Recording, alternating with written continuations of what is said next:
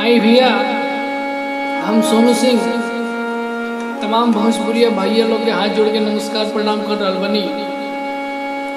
वो लोग के बीच में एगो माई के महिमा, माई के ममता पर आधारित एगो गीत लेके आयल बनी।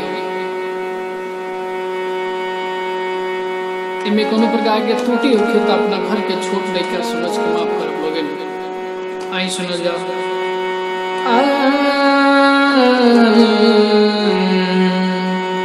कि जग में माई बिना केहू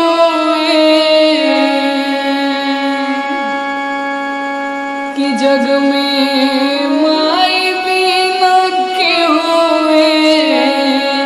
सहाय न होई केहू केतनो दुलारी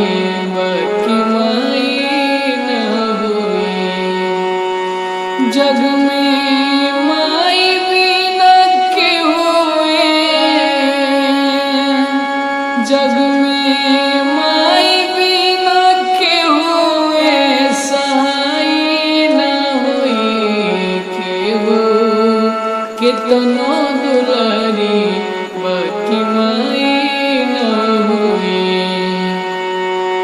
सुख दुख दिनवा रतिया सहली से कुछ नहीं कहली।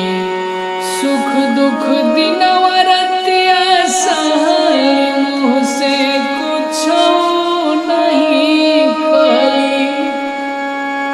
अवन करे रोजे दुखई त भलाई न होई केहू केतनो दुलारी बाकी माई न होई।